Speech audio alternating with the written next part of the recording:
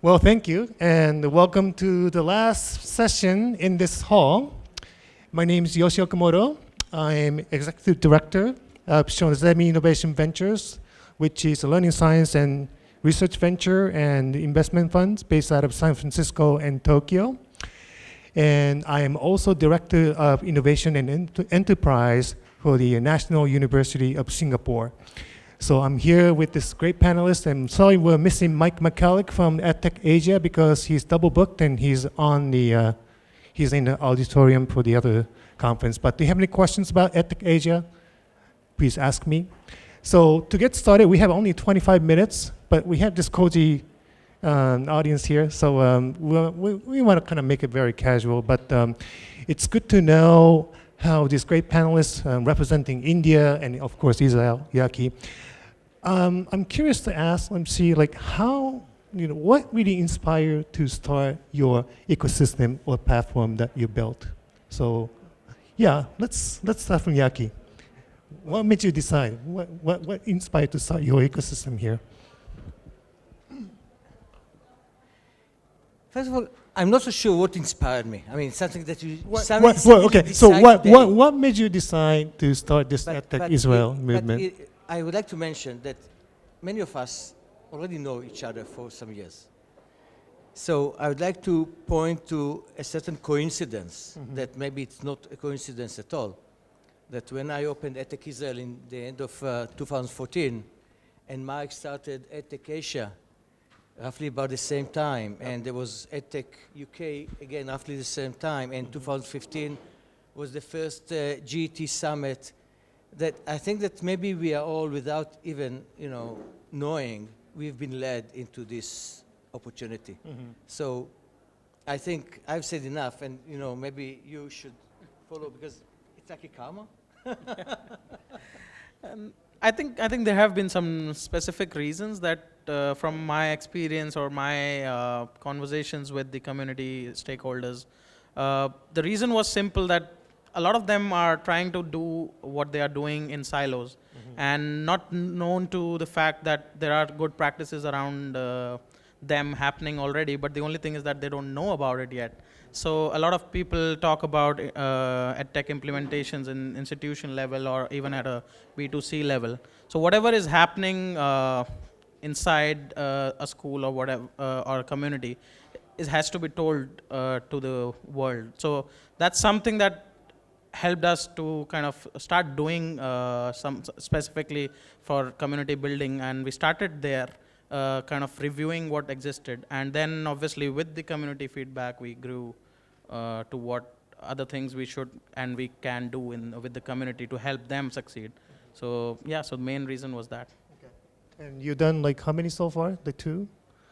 The EdTechReview conference, the summit? 25. The 25. And last one, how many people attended your summit? The flagship event is of a different scale. That's close to 800, 900 people. That's a good size. The others are 200 each in different cities. So we have a common agenda and vision. We have a common agenda around future-ready schools and leading in the digital age, and all the school leaders or higher ed leaders respectively talk in different cities. So those are of a scale of 200 each in each city. And then the flagship is close to 800 or 900 people, depending on international participation, which we are increasing each year. And you have a online communities. Is it kind of different from the offline? I'm going to talk about a different kind of community which we've set out to build. And the inspiration has been largely the VC fund which we have, which is an education-focused early stage VC fund. Investing in Indian education startups. The biggest problem which we found startups had was they lacked access to market, and that made or break their fortunes. It's not the capital, it's not mentorship, it's not technology or product, it's pure, simple access to market. Now, how do you give access to market? There are various ways available. Maybe we build an ecosystem which is more like this, with a physical seminar or an event happening and people from all walks of life walk in. But startups again have a huge problem converting the meetings and the conversations to actual business, right? It's very difficult. So we, step backwards and redesign the whole concept of ecosystem and how it can add value to our own investee companies and otherwise.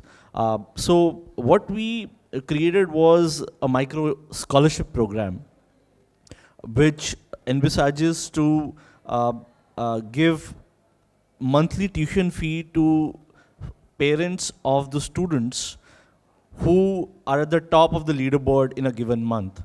And the leaderboard is created by the learning which the students do in our investee app products or with our partner education companies.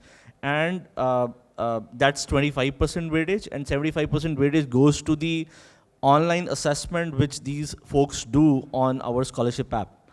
So at the end of the month, we pick 1% students at the top and transfer a tuition fee to their father's bank account. And next month, it again starts from zero. So what it ends up doing is it joins together the donors, people who want to give money to improve learning outcomes, students who want to benefit from that scholarship, parents of the students, because research after research shows parental involvement is the biggest determinant of learning outcome improvement. It also connects teachers because through our other non-profit programs, we have an access to about 1.5 million teachers already, which is going to be increased to 3.5 million by the end of this year. So if we create an online virtual ecosystem between the teachers of the country, learners, the education apps, the donors, and we bring all of them onto one digital asset, you can call it a community or an ecosystem, and that's real value. That's a direct value, not a real value. Real value is everywhere, right? But that's direct value and probably the fastest route to salvation, so to say. So that's our inspiration and that's our path. Great, thanks. So back put the mic to Utkarsh. So this community you built, beautiful community, what have you learned so far from your experience? So I think when we started and we thought we understood the community needs, the major things that I've learned is that I didn't know much about their needs. So the needs are very, very different for each stakeholder. So because we are talking about education, it involves students, teachers, administrators, obviously education, EdTech founders, and then investors. So the need for each one of them are different. So the best thing that I've learned is needs of each stakeholder, and that's what has actually helped us succeed because I am solving for each need now. So at day zero or day one, we didn't know any of it. So we just dived into it, as Yaki said. Maybe a coincidence, you can say, but also understanding the opportunity that there definitely is a need for people to come together. But how to leverage such audiences, such gatherings, such conversations is something we learned during that process. Okay. So specifically the needs, yeah. And Yaki? Well, I'd like to point out to something that is very common to all of us. I think that we all realized that the conversation cannot remain in silos. And I think that this is maybe many people ask me, what is EdTech for you? And each one of us will have probably a different definition of EdTech.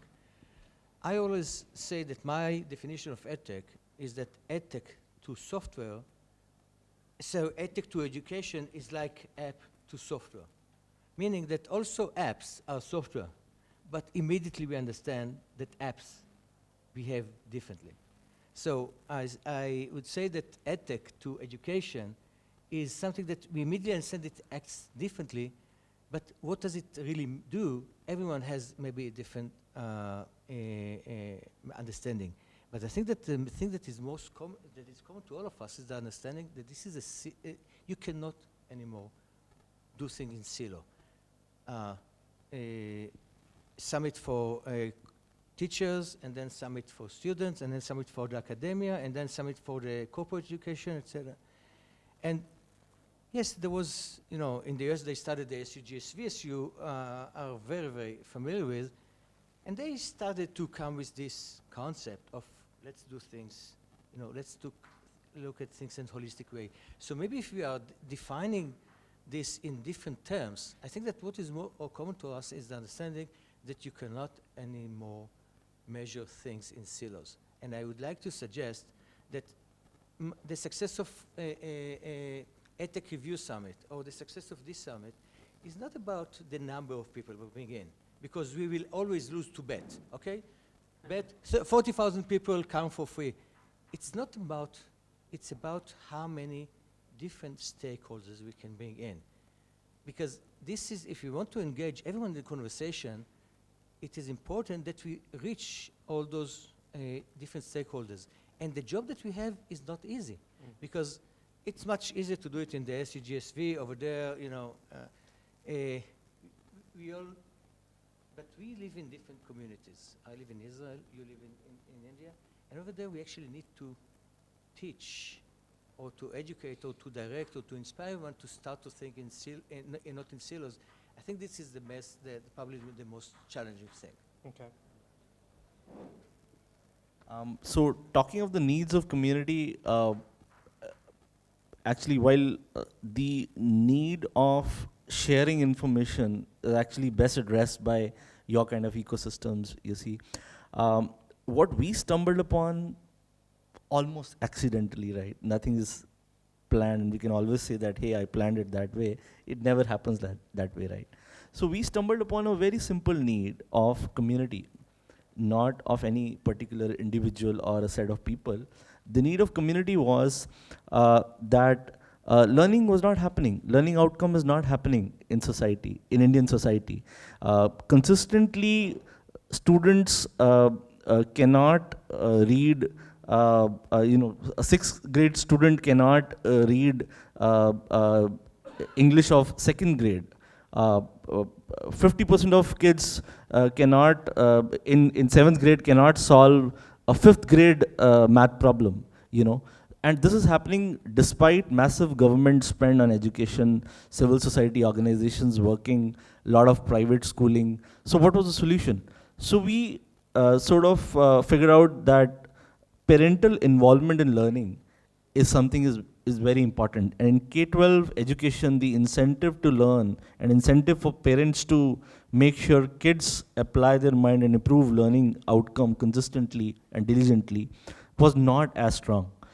So we decided to start this micro scholarship platform so that we can monetarily incentivize parents who can then influence their children to study and come good on the learning each month. So that was our learning and need assessment basically, and all by accident. Okay. I'm thinking about asking more questions, but since we don't have that many, we have this intimate community right here, and Yaki's pretty immersed in EdTech communities around the world, and we have representatives, reps from India, and I also actively attend EdTech communities around the world. So why don't we open up this floor for questions? What do you think? Yeah. So. Anything you want to know about India, US, EdTech ecosystem in general? Just let me start off from here. So my question is to Yaki. Actually, when I was coming to Israel, I never thought that there'll be such a great global representation in Israel, and there'll be people who would be coming with across countries and with a very specific relationship strongly built with you.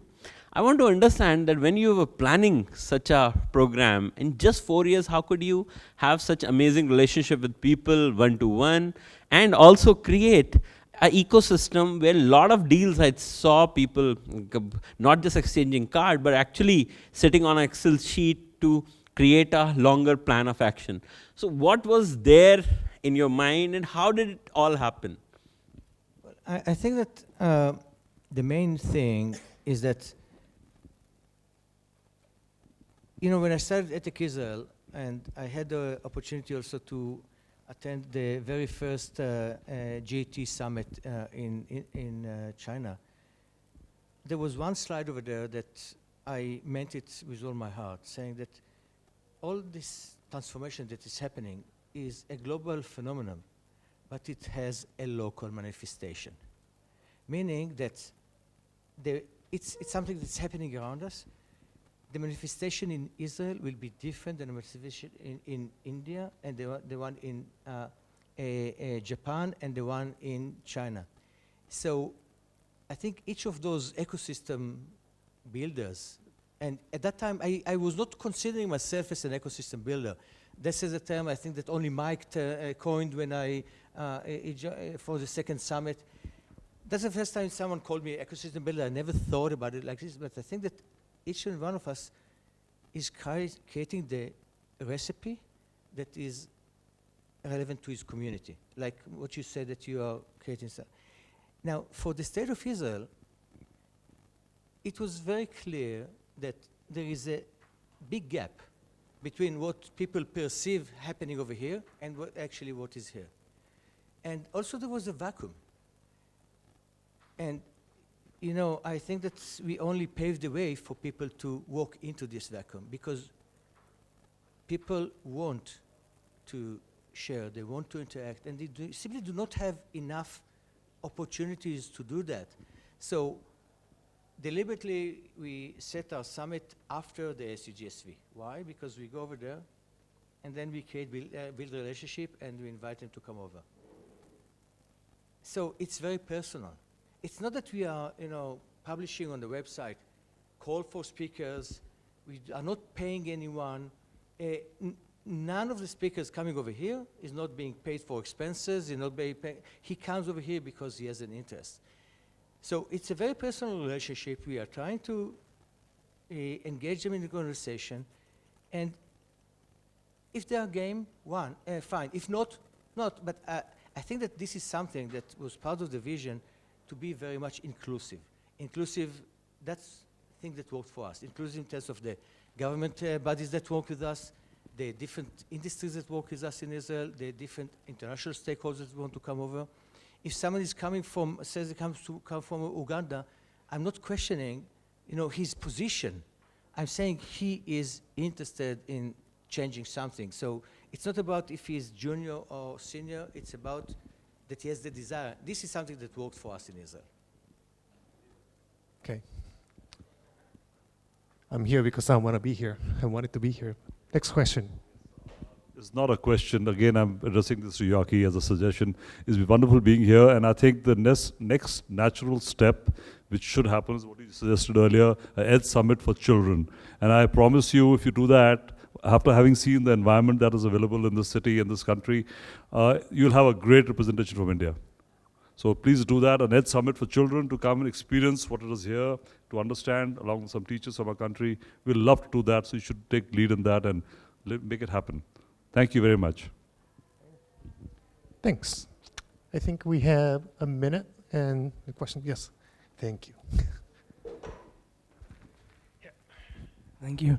I have a question about India. It's my first time to hear about your micro scholarship program. And I am very impressed by the way that you are trying to sort of change sort of the selection pressure in a way from the top, such that stuff will start to happen in the right direction. My question is how wide do you think the scope of things that can be measured and fit into that program? I can see very easily how a math quiz, you get 1% every month, easy. But in light of other things that's been discussed today, how wide do you think different startups and apps can measure stuff and it will still count?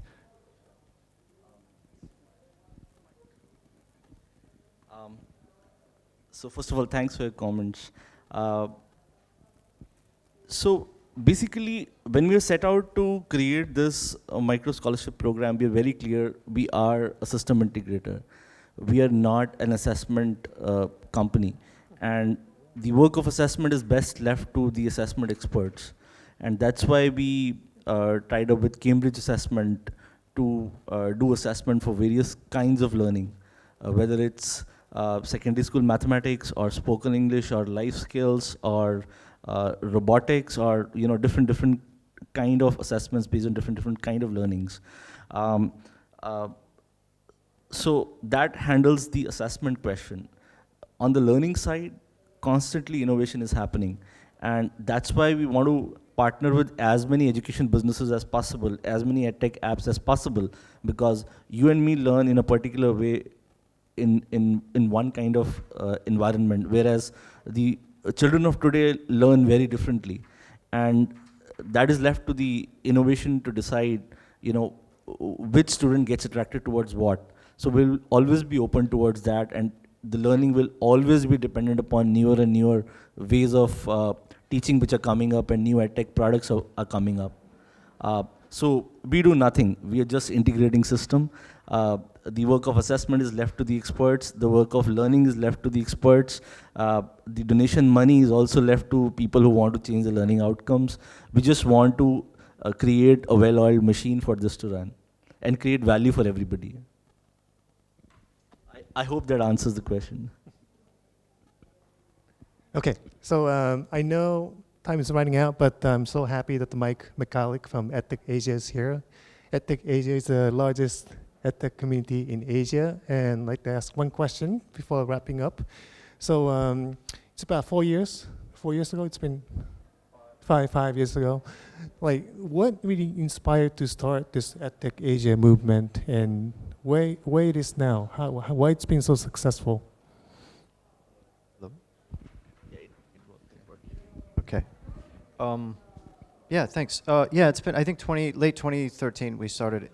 And it's very different now than when we initially started it. And I think in terms of all ecosystem builders or people that are involved in kind of creating a collaborative, cohesive environment for the EdTech or education entrepreneurship community, one of the biggest challenges is staying relevant, right? So I think when initially we started it, it's there wasn't much going on. There were some companies that were starting to pop up in different markets around Asia, but there wasn't any kind of Asia-wide community bringing everyone together. So that's initially why I started it, or not just me, but some other people as well. Yoshi, you've been a huge help throughout the years, and I've known Yaki for about 4 years now, a little more. And we were all kind of in different parts of the world noticing that there was a need to create a community around these like-minded people that were coming up with technology solutions for education issues. So that was the impetus or the original start. But what it is now and what it was 4 years ago is very different. Over about 3 years, we did about over 70 events in 10 countries. We did hackathons, meetups, boot camps. We have a summit very similar to this that's been ongoing for 4 years. But we've, in terms of community engagement, we've consolidated all of that into an annual summit. So, again, staying relevant and staying aware of how the ecosystem is evolving and how you can maintain and add value to that ecosystem over time. That's a long answer, but anyway, that's what's going on. Thanks. I must say that this is a very rare opportunity where these panelists here and myself, we all speak at major EdTech conferences around the world, and we all lead this international educational EdTech movement. I think, as far as I remember, this is one of the rare opportunities we're actually together and talking about this. So with that, I'd like to thank Yaki for giving us this opportunity, and please do ask questions and make personal connections after this. And Yaki, obviously, but reps from India, Asia, myself, and Mike, and we are pretty immersed in this community around the world and in the EdTech space. So that, thank you, and hope to make an intro to each one of you after this. Thanks. Thanks.